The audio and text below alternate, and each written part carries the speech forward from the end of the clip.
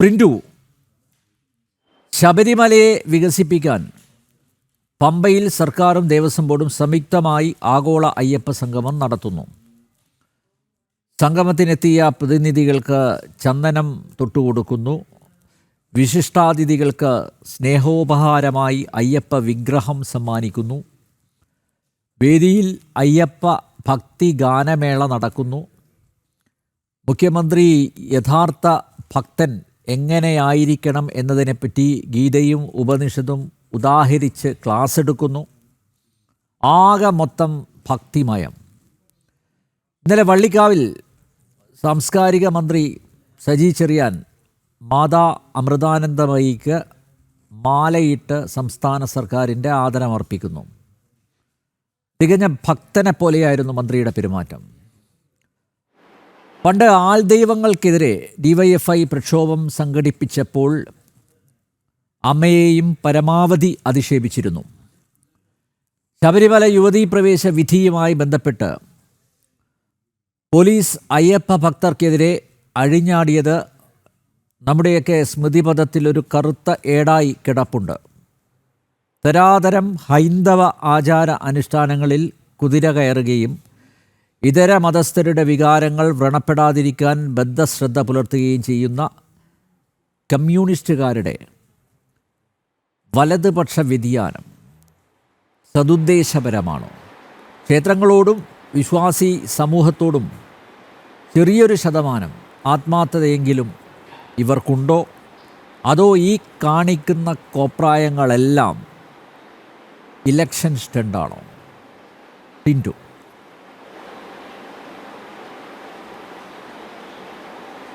തീർച്ചയായും അങ്ങ് സൂചിപ്പിച്ചതുപോലെ തന്നെ ഇത് ഒരിക്കലും ഒരു സദ്ദേശപരമായിട്ടുള്ള ഒരു ഡ്രാമയായിട്ട് നമുക്ക് കാണാൻ സാധിക്കില്ല. സി പി എമ്മുകാർക്ക് എപ്പോഴും അവരുടെ ഉള്ളിലൊരു കപടതയുണ്ടല്ലോ. ആ കപടതയുടെ മറ്റൊരു മുഖമാണ് ഇന്ന് സത്യത്തിൽ സജി ചെറിയാനിലൂടെ നമ്മൾ ലോകം മുഴുവൻ ഇന്ന് കണ്ടത്.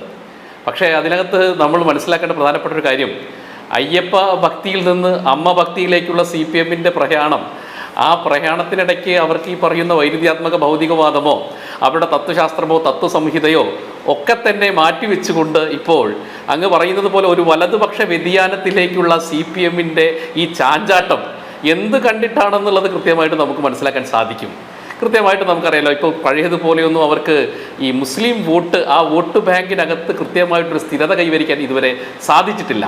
അപ്പോൾ സ്വാഭാവികമായിട്ട് കൈവിട്ടു പോയിക്കൊണ്ടിരിക്കുന്ന ഹിന്ദു വോട്ട് ബാങ്കിനെ ഏത് വിധേനയും തിരിച്ചു പിടിക്കാനുള്ള ഒരു സി പി എമ്മിൻ്റെ ശ്രമമായിട്ട് മാത്രമേ നമുക്കിത് കാണാൻ സാധിക്കുകയുള്ളൂ. നോക്കൂ, മാതാ അമൃതാനന്ദമയിയോടും അമൃതാനന്ദമയി മഠത്തിനോടും ഇത്രമാത്രം ദ്രോഹം ചെയ്തിട്ടുള്ള ഒരു പ്രസ്ഥാനം ഇന്ത്യ മഹാരാജ്യത്ത് വേറെയില്ല. അത്രമാത്രം അമ്മയെ ദ്രോഹിച്ചിട്ടുണ്ട്. വ്യക്തിപരമായിട്ടുള്ള ദ്രോഹങ്ങൾ വേറെ, അതോടൊപ്പം തന്നെ അമ്മയുടെ സ്ഥാപനങ്ങൾക്ക് നേരെ നടത്തിയിട്ടുള്ള ആസൂത്രിതമായിട്ടുള്ള അധികാരം ഉപയോഗിച്ചു കൊണ്ടിട്ടുള്ള പല ശ്രമങ്ങളും എല്ലാം കേരളത്തിലെ ജനങ്ങൾ കണ്ടതാണ്. ഏതൊക്കെ സമയത്ത് ഇപ്പോഴത്തെ അങ്ങ് നോക്കുക, ഒരു വശത്ത് അമ്മയെ അവർ ആചരിക്കുമ്പോൾ തന്നെ ഇവരിൽ വിട്ട ചില ആളുകൾ മറ്റൊരു ഭാഗത്ത് വളരെ അതിനിഷ്ഠൂരമായിട്ട് അമ്മയെ മോശമായ പദപ്രയോഗം ഉപയോഗിച്ചുകൊണ്ട് ഇന്നും അവഹേളിക്കുകയാണ്. സത്യത്തിൽ ഇവർക്ക് അമ്മ ഇവരോടൊക്കെ ചെയ്ത തെറ്റെന്താണെന്ന് ഇപ്പോഴും നമുക്കാർക്കും മനസ്സിലായിട്ടില്ല. മാതാമൃതാനന്ദമായി ലോകത്തിൻ്റെ വിശ്വഗുരുവായിട്ട് ലോകം മുഴുവൻ വാഴ്ത്തുന്നത് അവർ ചെയ്തിട്ടുള്ള ജനങ്ങൾക്ക് വേണ്ടി ചെയ്തിട്ടുള്ള ജനങ്ങൾക്കിടയിൽ നടത്തിയിട്ടുള്ള സേവന പ്രവർത്തനങ്ങളുമായി ബന്ധപ്പെട്ടുകൊണ്ടാണ്. അമ്മ ഒരിക്കലും പറഞ്ഞിട്ടില്ല ഞാനൊരു ആൾ ദൈവമാണെന്നോ ഞാനും എല്ലാവരുടെയും ഒരു കരിസ്മാറ്റിക് പവറുള്ള ആളാണെന്നോ ഒരു സ്ഥലത്തും പറഞ്ഞിട്ടില്ല.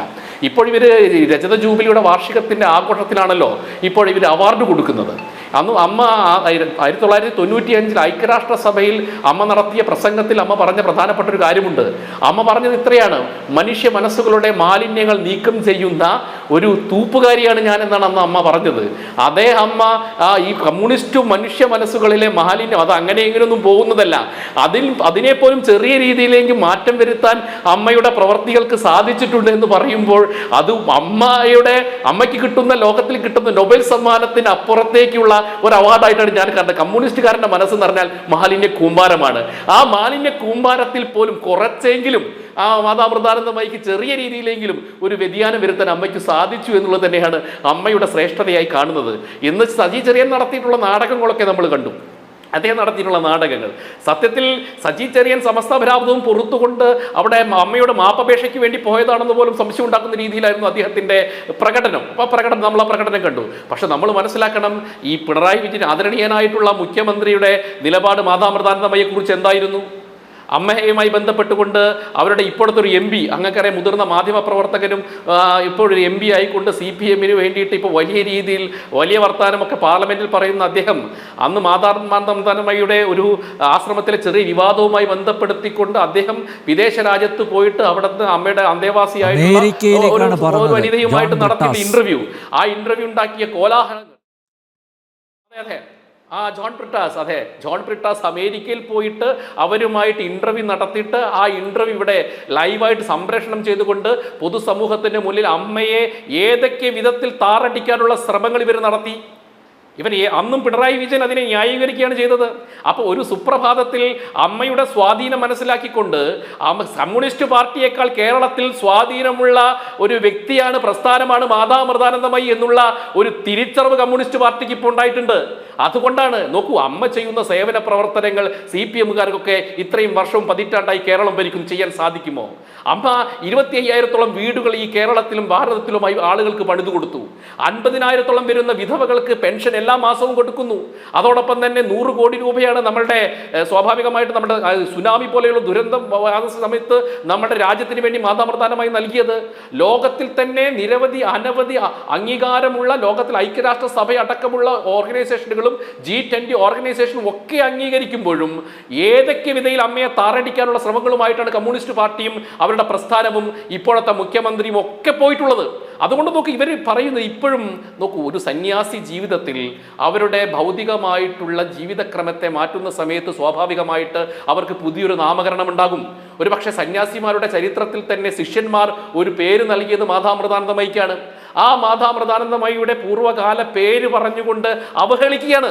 സത്യത്തിൽ അതൊരു ജാതീയമായിട്ടുള്ള അവഹേളനമായിട്ടാണ് പലപ്പോഴും നമ്മൾ കാണുന്നത്. കാരണം കേരളത്തിലെ ഏറ്റവും പിന്നോക്ക വിഭാഗത്തിൽപ്പെട്ട ഏറ്റവും നിരക്ഷരത അനുഭവിക്കുന്ന ഒരു ജനതയിൽ നിന്ന് അവിടെ നിന്ന് ഉത്ഭവിച്ചിട്ടുള്ള മാണിക്യമാണ് അമൃതാനന്ദമയി. അവയെ സ്വാഭാവികമായിട്ട് അവരുടെ ആ പഴയകാല പേര് ഓർമ്മപ്പെടുത്തുന്നതിലൂടെ CPMകാരൻ്റെ മനസ്സിനകത്തുള്ള സവർണ ഫ്യൂഡൽ സ്വഭാവത്തിന്റെ ഒരു രംഗമാണ് ഇപ്പോൾ നമ്മൾ ഫേസ്ബുക്കിലൂടെയും വാട്സപ്പിലൂടെയും ഇൻസ്റ്റയിലൂടെയും ഒക്കെ ആ പേര് പറഞ്ഞുകൊണ്ട് പ്രചരിപ്പിക്കുന്നത്. ഒരു സന്യാസിയെ സംബന്ധിച്ചിടത്തോളം അവരുടെ ഭൂതകാലത്തിന്റെ പേരുകളും അവരുടെ ഭൂതകാലത്തിലെ അച്ഛനെയും അമ്മയും പോലും പിണ്ടം ചെയ്യുന്ന ചടങ്ങുകൾ കഴിഞ്ഞിട്ടാണ് അവർ സന്യാസം സ്വീകരിക്കുന്നത്. ആ സാഹചര്യത്തിൽ നിന്ന് അവർ മറ്റൊരു പേര് നേടിക്കഴിഞ്ഞാൽ ആ പേരിൽ പോലും മറ്റൊരു പേര് നൽകിക്കൊണ്ട് അവഹേളിക്കുന്ന ശ്രമമാണ് ഇന്ന് വരെ കമ്മ്യൂണിസ്റ്റുകാർ ചെയ്യുന്നത്. അതുകൊണ്ട് ഇവരുടെ ആശ്ലേഷവും സ്നേഹചുംബനവും ഒക്കെ തന്നെ കപടതയാണെന്ന് മാത്രമേ നമുക്ക് എല്ലാവർക്കും വിശ്വസിക്കാൻ സാധിക്കുകയുള്ളൂ. അതുകൊണ്ട് തന്നെയാണ് അത് കമ്മ്യൂണിസ്റ്റ് പാർട്ടിയുടെ ഒരു ചരിത്രം. അത് പ്രത്യയശാസ്ത്രപരമായിട്ട് കമ്മ്യൂണിസ്റ്റ് പാർട്ടി ഇന്ന് അകപ്പെട്ടിട്ടുള്ള വലിയൊരു പ്രതിസന്ധിയുണ്ട്. ആ പ്രതിസന്ധി ജനങ്ങൾക്കിടയിൽ പ്രതിഫലിച്ചിട്ടുണ്ട്. അതുകൊണ്ട് നോക്ക്, ഈ കേരളത്തിൽ അമ്മ നടത്തിയിട്ടുള്ള വിപ്ലവകരമായിട്ടുള്ള മാറ്റങ്ങൾ കമ്മ്യൂണിസ്റ്റ് വീടുകളിൽ പോലും വലിയ ശാന്തിയുടെ, സമാധാനത്തിന്റെ, ഐശ്വര്യത്തിന്റെ സന്ദേശവാഹകങ്ങൾ എത്തിയിട്ടുണ്ട്. ഇപ്പൊ നോക്ക്, കേരളത്തിലെ ഈ ലളിതാ സഹസ്രനാമത്തെ വളരെ ജനകീയമാക്കിക്കൊണ്ട് ഏറ്റവും പിന്നോക്ക ജനതയിൽപ്പെട്ട ആളുകൾക്കിടയിലും അടിസ്ഥാന ജനവിഭാഗങ്ങൾക്കിടയിലും ഒരു ചെറിയ നിലവിളക്ക് കൊളുത്തിയിട്ട് ലളിതാ സഹസ്രനാമം വീടിനകത്ത് ചൊല്ലണം എന്നുള്ള വലിയൊരു മാറ്റം ഉണ്ടാക്കിയത് സ്വാഭാവികമായിട്ടും മാതാമൃതാനന്ദമയുടെ വർഷങ്ങളായിട്ടുള്ള പ്രവർത്തനങ്ങളാണ്. ഇപ്പോഴും നോക്കുക, ഇപ്പോഴും മാതാമൃതാനന്ദമയുടെ മഠവുമായി ബന്ധപ്പെട്ട് നിൽക്കുന്ന വലിയൊരു ഓഡിറ്റ് ഒബ്ജക്ഷനുമായി ബന്ധപ്പെട്ട് നിൽക്കുന്ന ഒരു കേസുമായിട്ട് മുന്നോട്ട് ഇപ്പോഴും പോയിക്കൊണ്ടിരിക്കുന്നത് അവിടുത്തെ CPMന്റെ ബ്രാഞ്ച് സെക്രട്ടറിയാണ്, ആ പ്രദേശത്തെ ബ്രാഞ്ച് സെക്രട്ടറിയാണ്.